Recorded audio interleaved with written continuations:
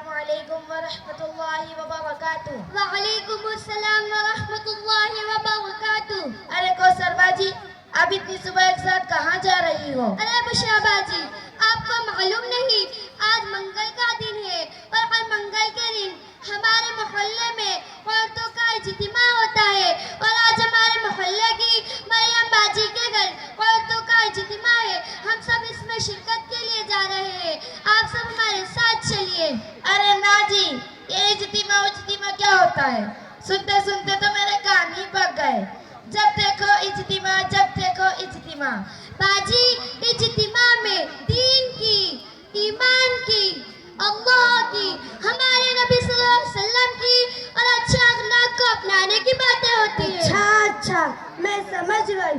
اس میں سے ایک عورت کھڑی رہے گی اور کہے گی نماز پڑھو، روزہ رکھو اور زکوٰۃ ادا کرو، اور کہتی ہے فلمیں مت دیکھو، گانے مت سنو اور بے پردہ مت گھومو، اور کہتی ہے ٹی وی مت دیکھو، بازار میں مت گھومو، آدھی آستین کے کپڑے بھی مت پہنو، لپسٹک مت لگاؤ، نیل پالش مت لگاؤ، وغیرہ وغیرہ بھی، یہی نا؟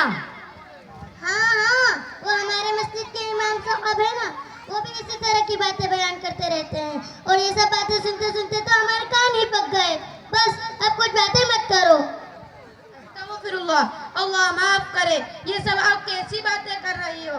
اب ایسا لگتا ہے آپ لوگوں کا دین سے اور مذہب سے کوئی تعلق ہی نہیں، اور آپ لوگوں کے دلوں میں اللہ اور اس کے رسول صلی اللہ علیہ وسلم کا ذرہ برابر کوئی خوف نہیں، اس لیے آپ لوگوں کی زبانیں بول بول بک رہی ہے۔ ارے لڑکی خبردار، جب تو نے ہم لوگوں کو الزام لگایا تو یاد رکھنا، میں بھی بتا دینا چاہتی ہوں کہ میں بھی چٹان خان کی طرح پٹھان خان صاحب کی بیٹی ہوں، تیری سب ہیکڑی نکال ڈالوں گی۔ بس ایوے کے ڈالا، یہ بھی کوئی بات ہوئی کہ ہمارے دلوں میں اللہ اور اس کے رسول کا کوئی خوف ووٹر نہیں، اور ہمارے دین اور مذہب سے کوئی تعلق نہیں۔ ہم لوگ تم سے تو زیادہ ہی علم کے بارے میں جانتے ہیں۔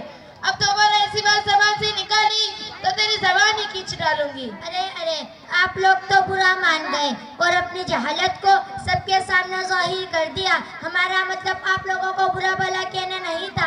ہم سب کی ذمہ داری ہے کہ اگر ہمارے سامنے کوئی دینی یا دین کی باتوں کا مذاق اڑائے تو فوراً اس کی اصلاح کرے اور دین کی فضیلت کو ان کے سامنے واضح کرے۔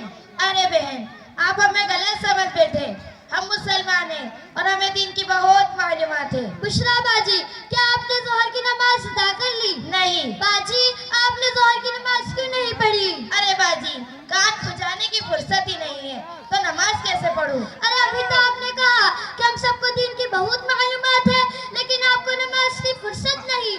یہ کون سا دن ہے اور یہ کون سے دن سے محبت؟ باجی، زبان سے کہہ دینا کافی نہیں، اصل تو عمل مقصود ہے۔ اور آپ کا کہنا ہے کہ نماز کے لیے فرصت نہیں، یعنی آپ یہ کہنا چاہتی ہے کہ نماز وہ پڑھتا ہے جس کو کوئی کام نہیں ہوتا، یعنی نماز پڑھنا ان لوگوں کا کام ہے جو بیکار ہوتے ہیں، حالانکہ نماز تو اللہ کا حکم ہے اور ایک دن میں 5 وقت فرض ہے۔ ارے باجی، اگر 1-2 وقت کی نماز چھوٹ بھی گئی تو کیا ہو گیا؟ توبہ توبہ، اگر ہم نماز نہیں پڑھیں گے تو قبر میں بڑے بڑے سانپ آ کر ڈسیں گے اور بڑے بڑے بچھو آ کر ڈنک ماریں گے۔ ہم تو اپنے گھر کی چھپکلی سے ڈر جاتے ہیں، اگر ہوا سے دروازہ ہل جائے تو ڈر جاتے ہیں، پر وہاں آخرت میں ہماری چیخو پکار سننے والا کوئی نہیں ہوگا۔ اس اندھیرے گھر یعنی قبر کے بارے میں آپ نے کبھی سوچا ہے کہ وہاں کیا ہوگا؟ ارے باجی، ایسی باتیں نہ کرو، ڈر لگتا ہے، نماز تو پڑھنی ہی چاہیے۔ دیکھو نا، نماز پڑھنے میں کتنا مزہ آتا ہے۔ باجی، آپ جانتی ہیں کہ نماز کیا ہے؟ ہمارے نبی صلی اللہ علیہ وسلم نے فرمایا کہ نماز میری آنکھ کا نور ہے اور اللہ سے ملاقات کا ذریعہ ہے۔ ارے باجی، اللہ توبہ، اللہ توبہ۔ باجی یہ تو بتائیے، کیسے تو دنیا میں بہت ساری عورتیں ہیں جو نماز نہیں پڑھتی، روزے نہیں رکھتی، زکوٰۃ نہیں ادا کرتی، تو کیا انہیں بھی 100 پر بچھو ڈسیں گے؟ جی باجی، ہمارے نبی صلی اللہ علیہ وسلم کے فرمان کے مطابق یہ سزا سبھی کو ملے گی اور اس سے بڑے بڑے تو عذاب جہنم میں ملیں گے۔ اس لیے باجی توبہ کر لو، توبہ۔ توبہ کرتی ہوں، کیا وقت نکال کر نماز پڑھوں گی؟ ارے نہیں، آپ وقت نکالنے کی بات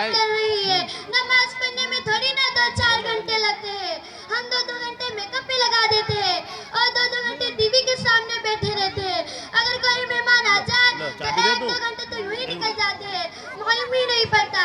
जिस खुदा ने हमको पैदा किया, खूबसूरत अकल अता फरमाई, बोलने के लिए ज़बान दी, देखने के लिए दो आंखें दी, सुनने के लिए दो कान दिए, चलने के लिए दो पैर दिए, खाना खाने के लिए दो हाथ दिए, और भी बहुत बेशुमार नेमतें अता फरमाई है। क्या हम उस खुदा के लिए 10-15 मिनट भी नहीं निकाल सकते? अरे हाँ बहन, तुमने तो बिल्कुल ठीक ही कहा। वाकई हमारा बहुत सारा वक्त मेकअप और मोबाइल वगैरह में लग जाता है।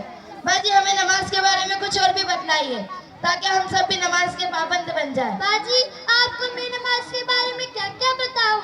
हमारे नबी सल्लल्लाहु अलैहि वसल्लम का इरशाद है कि नमाज जन्नत की कुंजी है। अल्लाह के नबी सल्लल्लाहु अलैहि वसल्लम ने फरमाया कि नमाज मेरी आंखों का नूर है, नमाज दिल का सुकून है, और नमाज के लिए मग़फ़िरत का सबब है, और क़यामत में सबसे पहले नमाज ही का हिसाब होगा। अगर नमाज अच्छी निकली तो बाकी हमारे अच्छे निकलेंगे। नमाज के लिए क़यामत के दिन नूर होगा और अज़ाब से बचने का ज़रिया।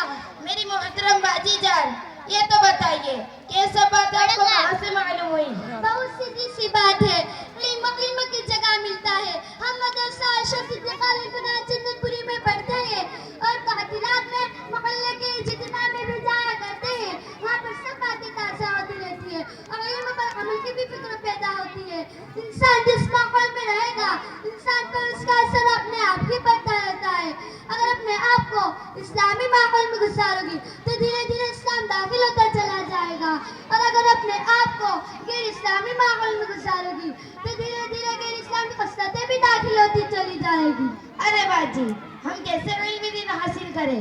बुशरा बाजी, इसमें घबराने की क्या बात है? आप भी मदरसा आयशा सिद्दीक़ा में दाखिला लेकर इल्म हासिल कर सकती हूँ। अरे बाजी, हमारे लिए कुछ दुआ कीजिए। अल्लाह ताला हमें इल्म नाफ़िअ अता फरमाए और इस पर अमल करने की तौफीक अता फरमाए और अपने नेक बंदों में शामिल करके जन्नतुल फिरदौस अता फरमाए। आमीन या रब्बल आलमीन। बाजी, इजाजत दीजिए, काफी देर हो गई। अस्सलामु अलैकुम व रहमतुल्लाहि व बरकातुहू। व अलैकुम अस्सलाम व रहमतुल्लाहि व बरकातुहू।